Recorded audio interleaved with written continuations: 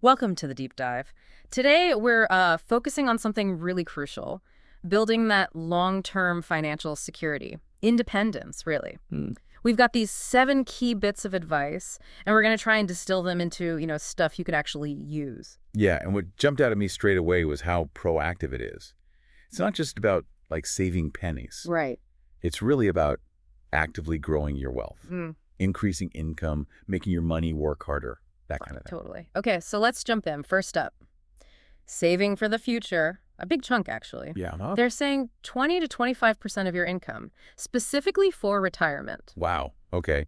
That's significant. And the advice is clear. Don't touch it. They mention things like pension insurance. Right, which can give you that guaranteed income later on. Exactly. And mutual funds, too, Right. spreading your investments. Diversification, that makes sense. Yeah. Setting aside that much really shows commitment, though. It does. Okay, point 2, continuous learning. Ah, yes. This is key. The idea being that good financial decisions, they really come from staying educated about investing, right? And maybe even learning from successful people. Absolutely. The financial world isn't static, is it? Things change. Constantly. So staying curious, seeking advice, it helps you avoid, the common mistakes. Good point. Okay, number 3 feels foundational. Spend less than you earn. The golden rule. Sounds obvious, but But maybe not always easy. The advice stresses planning, knowing your income, your expenses. and crucially, saving before you spend. Ah, that's the key bit. Yeah, pay yourself first, basically. Your future self. Okay. It builds a much stronger foundation. Right. Okay, this next one's interesting. Increasing your income channels. Oh yeah, moving beyond just the day job. Exactly. Not relying on that single source. They give examples like maybe selling stuff online. Or content creation, maybe. Building a website. Yeah, stuff you can do in your free time. Even starting small, they say, could grow into something substantial. It's about resilience, isn't it? Yeah. And just opening up possibilities. Relying on one income stream can be, well, risky. Definitely. Okay, number 5.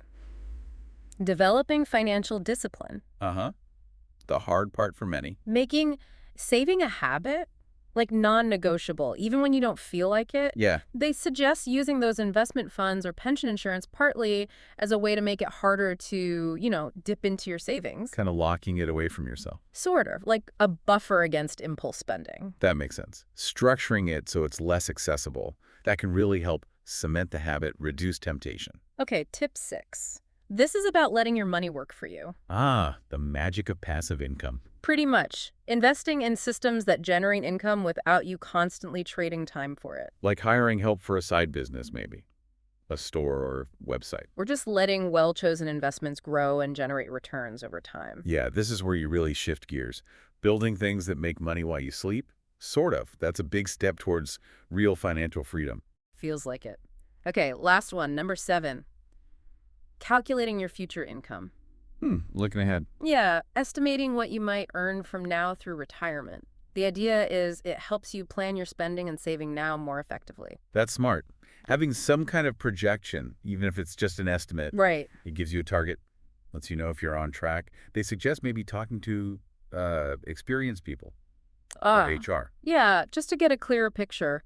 Helps manage things better today. Makes sense. It provides a framework for all the other decisions. So that's the 7. Saving significantly, learning continuously, spending less than you earn. Increasing income, building discipline, letting money work for you, and projecting the future. It really paints a picture of being quite proactive and informed about your finances. Definitely. And you see how they all connect, right? Yeah. They reinforce each other. It's not just one thing, it's the whole system. It really is a system, creates a more stable base, more opportunities. Exactly. Okay, so here's something to think about then, for you listening. Which one of these 7 tips, if you really focused on it, could make the biggest difference to your financial path in, say, the next year? What's maybe one small change, one step you could actually take today based on all this? Something to mull over.